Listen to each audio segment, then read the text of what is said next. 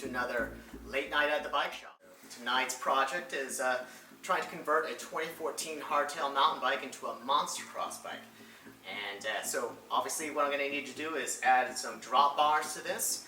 So first thing I'm going to need to do is, since I'm talking about drop bar levers, this 1x-SRAM drivetrain for mountain bike is not going to work that way.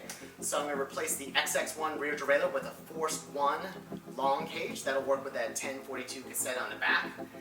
Next thing I need to do is, well, the actual drop bar and the levers. These are SRAM 11-speed first generation hydraulic levers with the new Zip SL70 Explorer gravel bar. It's a newer product. It's got a moderate amount of flair to it, a little bit of sweep back on the tops, and it's a little bit flat in there, so it's a nice comfortable grip.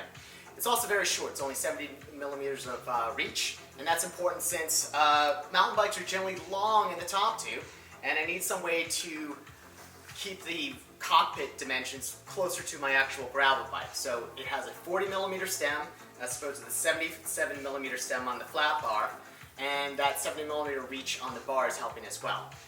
Then the problem with these 11-speed levers is that they're meant to be trimmed at the caliper, and ideally I would be able to run a hose through this and be able to swap it from flat bar to drop bar and vice versa without too much hassle.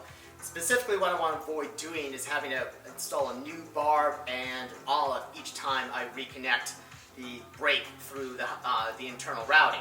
So in order to do that, I've got a SRAM red first generation post mount caliper, and what I've done is I've hot rodded it with a code banjo fitting, and that allows a quick connect hose like this, which just threads in as opposed to having a barb and an olive that crushes down. The problem is that, again, the 11-speed levers, they're meant to be trimmed at the end, so I can't mount that onto that hose. What I need is a hydraulic coupling. This is made by Thai Cycles in Oregon, and it essentially just allows you to run a hose, each with a barb and an olive, and connect in the middle. I'll put this near the handlebar, then run the code hose through the frame out to the caliper, and that way I can just disconnect, pull it out, swap out the flat bar if I wanted to, or vice versa, without having to shorten the hose each time I do that and waste another barb and an olive. Next, I need to deal with the fact that this SID fork has a hydraulic remote lockout. That lockout is integrated into the brake lever, so since the brake lever clamp is like everything for mountain bikes, it's made to fit on a 22.2 millimeter bar, and road bars are 24 where the levers clamp on.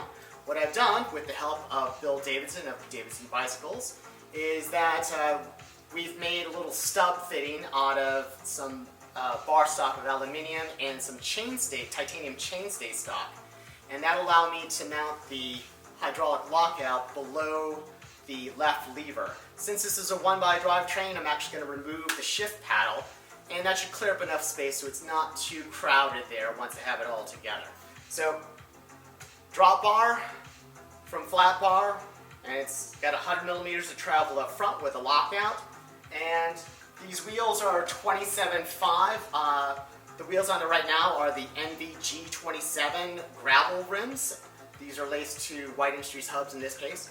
And these are 2.25 Schwalbe tires.